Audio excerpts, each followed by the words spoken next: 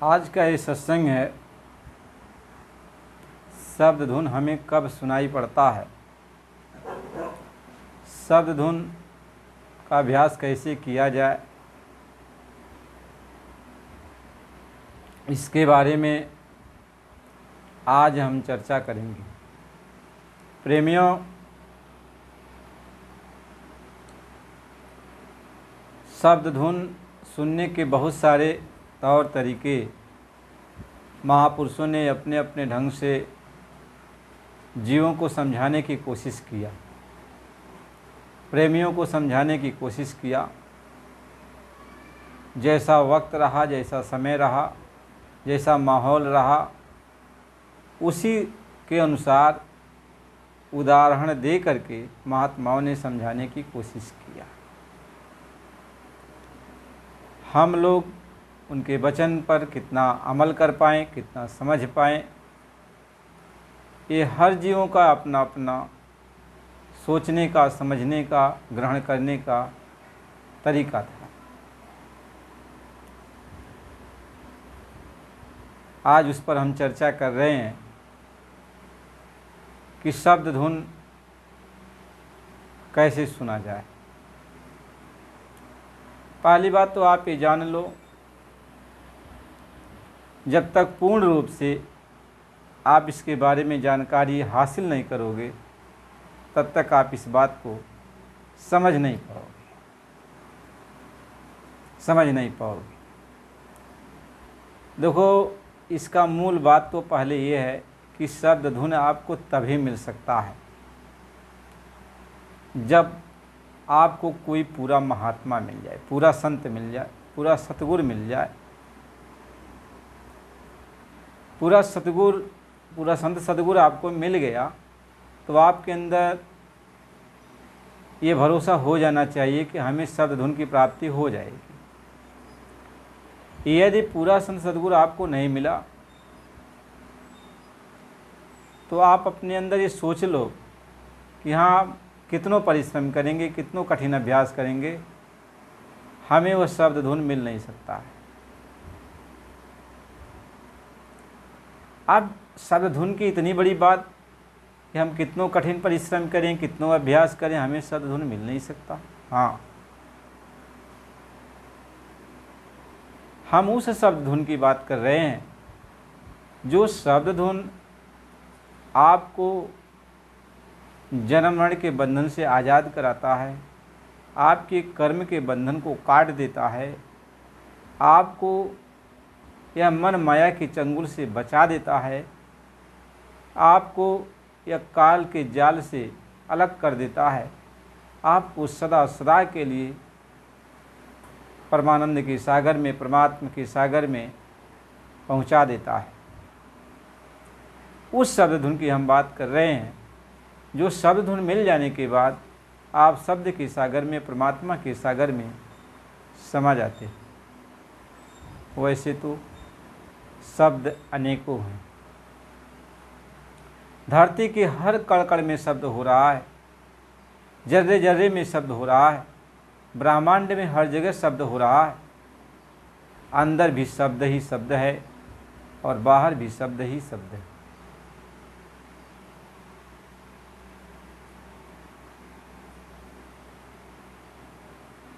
इसलिए महात्मा ये समझाते हैं कि हमें कौन सा शब्द पकड़ना है, कौन सा शब्द नहीं पकड़ना है, कौन सा शब्द पकड़ के हम अपने देश जाएंगे, कौन सा शब्द पकड़ेंगे तो हम यहीं पे रह जाएंगे।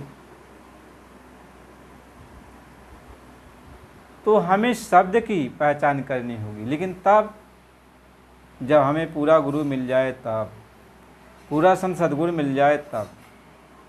पहली बात तो यह है कि पूरा संत सद्गुरु नहीं मिलेगा तो अपने घर, अपने देश, अपने धाम ले जाने वाला शब्द आपको कभी भी मिल नहीं सकता। तो पहला क्या है, आपको पूरा गुरु मिलना चाहिए।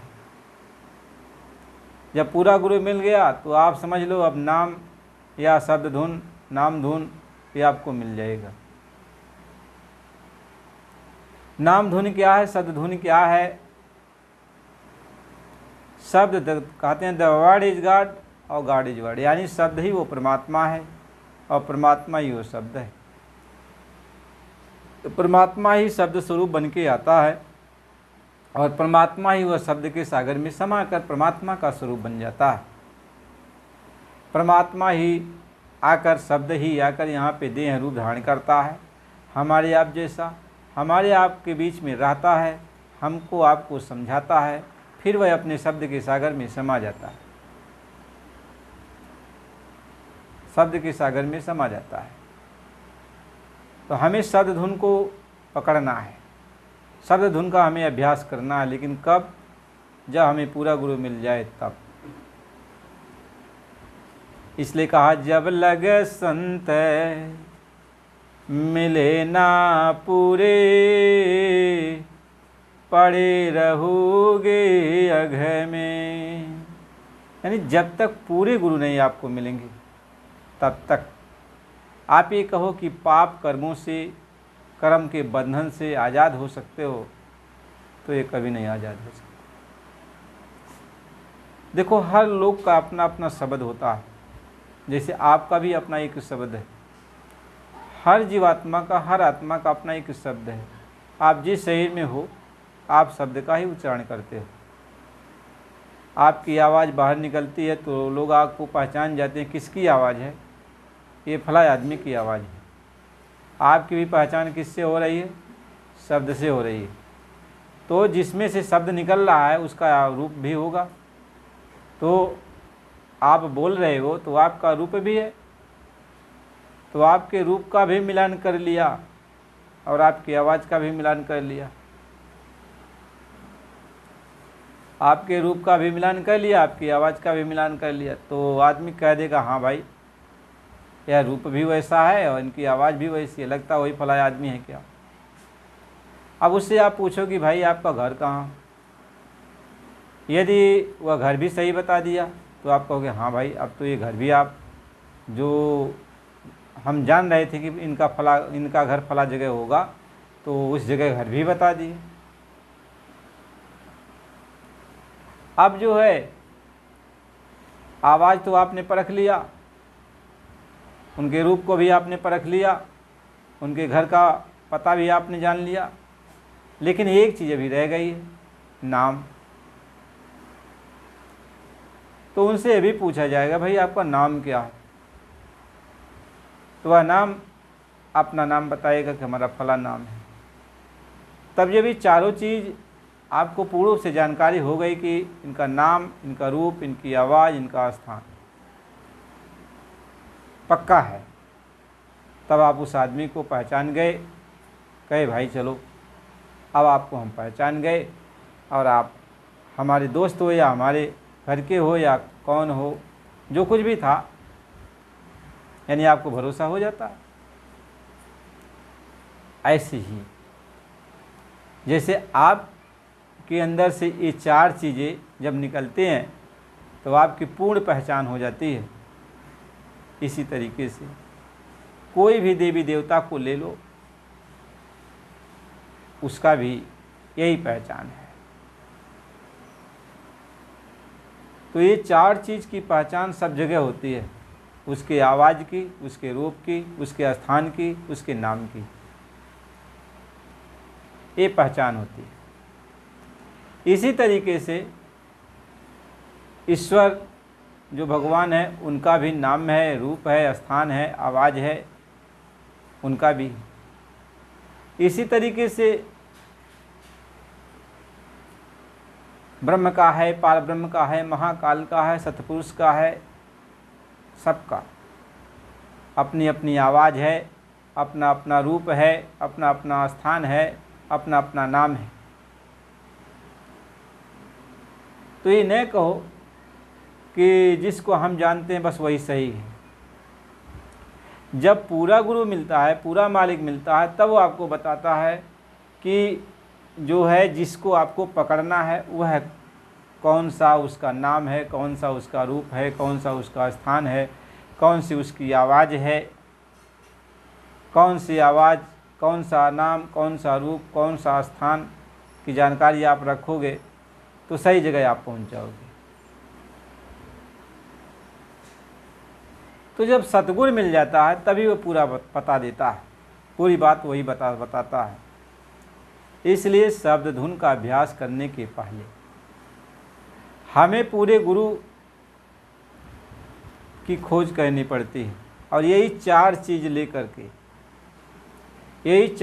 लेकर के आप यदि लोगों से पूछना चालू कर दो, चार चीज़, नाम, रूप, स्थान और आवाज़, तो जो पूरा होगा वो बता देगा, और जो पूरा नहीं होगा वो नहीं जानेगा, क्योंकि ये पूरा ही जानता, अधूरा नहीं जानता, अधूरा नहीं जानता।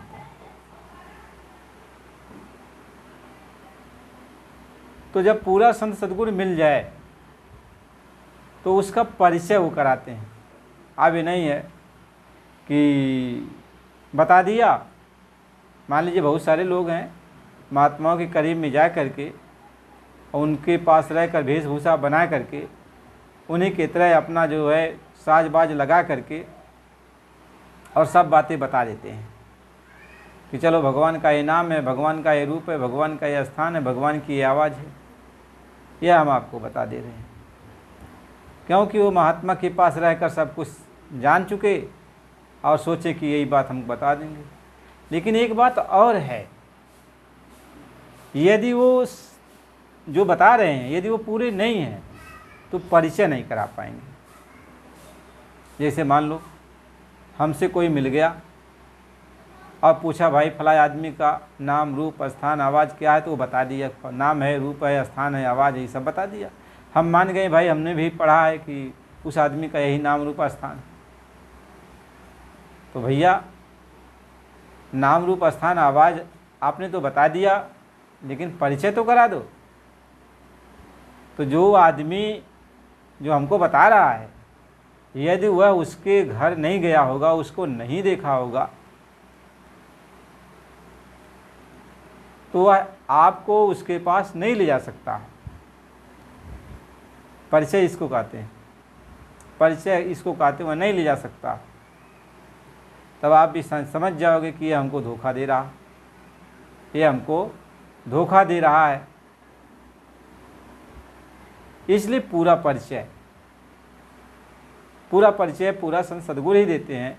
यानी वो कहते हैं कि ठीक है, मैं तुमको साथ साथ लेके चलूँगा और सबका परिचय बताऊँगा। जितना मैं तुमको बता रहा हूँ सबका परिचय कराते हुए, यानी सबसे भेंट कराते हुए, मैं तुम्हें अपने देश सतलोक, सचखंड, अनामी धाम या कुछ भी कहो, अपना देश कहो, अपना घर कहो, हम वहाँ आपको ले चलेंगे।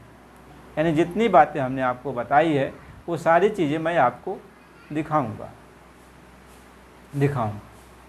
यदि ये सब जानना चाहते हो तो मेरी बात को आप मानो।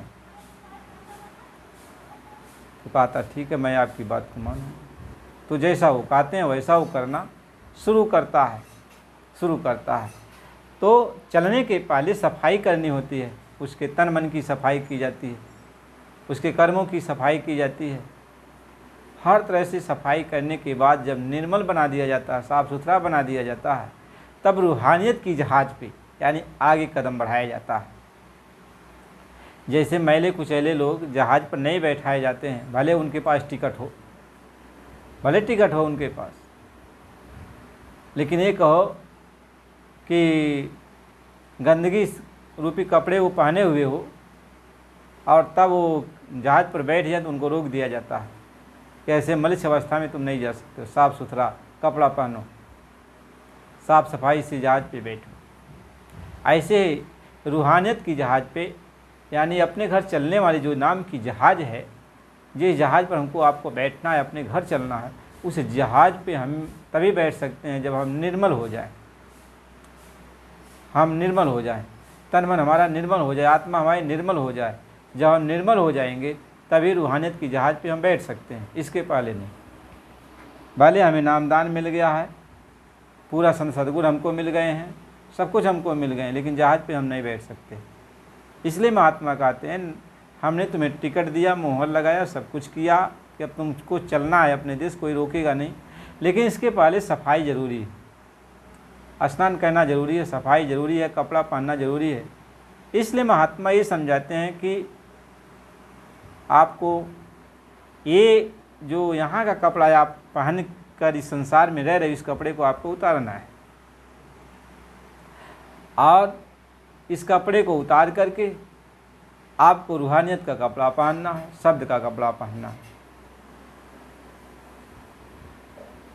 महात्मा ये समझाते हैं आपके अंदर से काम, क्रोध, लोभ, मोह, अहंकार, ये सारे विकार को निकालना है और इसकी जगह पर शील, क्षमा, दया, विरह, विवेक ये सब लाना है।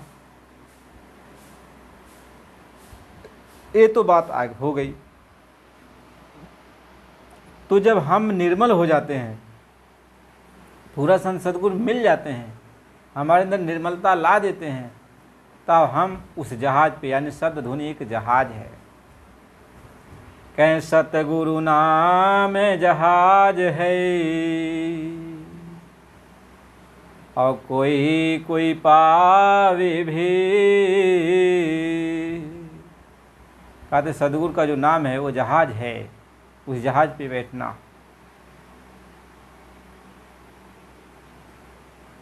उसी जहाज पे बैठना हमें आपको। तो उस जहाज पर हमें बैठने के लिए हमें निर्मलता जरूरी है। इसलिए हमें सदगुरु के वचन को अब मानना है। सदगुरु जो कह रहे हैं उसके अनुसार हमें चलना है। तब हमें शब्द धुन का अभ्यास करना है। शब्द धुन का अभ्यास तब हमें करना है, तब हमें शब्द धुन मिलेगा। इसलिए कहा कि ये है धुन है धुर लोक अधर के, कोई पकड़े संत सिपाही। कहते हैं धुन यहाँ की नहीं है, यह धुरलोक की है, अधर की है, यानी जहाँ से सारी रचना की शुरुआत हुई है।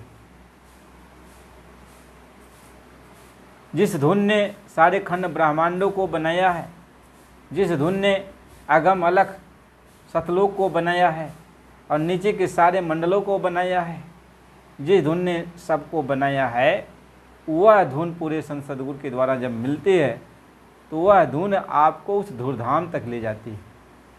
वैसे तो सब जगह की धुन है, तीन लोक की भी धुन है, ईश्वर की भी धुन है, ब्रह्म की, पार ब्रह्म की, महाकाल की भी धुनें हैं और सारे देवी देवताओं की अपनी अपनी धुनें हैं, पंच महाभूतों की अपनी अपनी धुनें हैं। धुन से तो पूरा संसार भरा हुआ, ब्रह्मांड भरा हुआ, ब्रह्मांड भरा हुआ। लेकिन अपने घर की जो धुन है, अपने देश ले जाने वाली जो धुन है, वो यहाँ नहीं है। इसलिए आप यहाँ उस नाम को प्राप्त नहीं कर सकते, उस धुन को यहाँ वो नहीं पा सकते, क्योंकि वह धुन यहाँ पे नहीं। यहाँ पे तो यहाँ की धुनें हैं, वह आपको मिलेगी। जहाँ की जो धुन है वहाँ तक आपको लेके जाएगी। अब ये नहीं है कि आप अंदर में कोई भी धुन पकड़ लिया, आप सोचोगे मैं अपने देश में पहुँच गया, अपने देश चला जाऊँगा। नहीं, अपने देश आप तभी जा सकते जब पूरा गुरु कोई मिलेगा और वहाँ की धुन आपको पकड़ाएगा। क्यों? क्योंकि वह धुन को लेके आता है, वही उस धुन को लेके आएगा।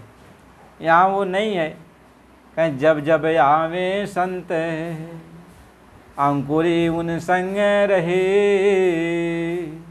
अरे जब महात्मा आते हैं तो उस नाम धुन की अंकुर को लेके आते हैं, वही लेके आते हैं।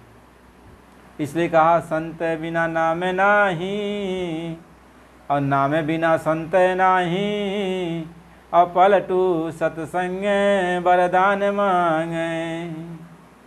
कहते हैं इसलिए संत के बिना वह नाम नहीं मिल सकता, और नाम तभी मिलेगा जब संत मिलेंगे, और संत मिलेंगे तभी सत्संग मिलेगा, तभी नाम मिलेगा। इसलिए प्रेमियों, हमें नाम धुन का अभ्यास तो करना है, पकड़ना है नाम धुन का, लेकिन इसके पहले हमें नाम धुन को बख्शने वाला गुरु मिल जाना चाहिए, सद्गुरु मिल जाना चाहिए। और जब सद्गुरु मिल गए तब हमें नाम की कमाई करना चाहिए। तब कहते हैं कि शब्द कमाई और कर ही मीत, और शब्द प्रताप काले कूजी।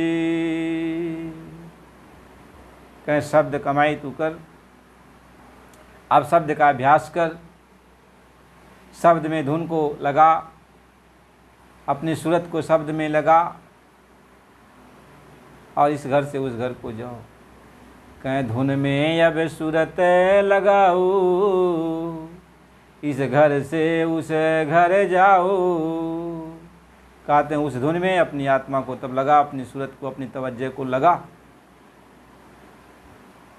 जब पूरा संत सद्गुरु मिल गया तो धुन उससे पकड़ा देगा, धुन से जोड़ देगा। उस धुन में अपनी सूरत को लगाओ और इस घर से अपने घर चलने की तैयारी करो, अपने घर चलने की तैयारी करो। महात्मा तो इस बात को सुनाते हैं, इस बात को समझाते हैं, हमें उनके बात को सुनना भी चाहिए, समझना भी चाहिए, मानना भी चाहिए, मानना भी चाहिए। तो प्रेमियों, इसके आगे का सत्संग फिर अगले वीडियो में दिया जाएगा। आप सत्संग को पूरा सुनिएगा।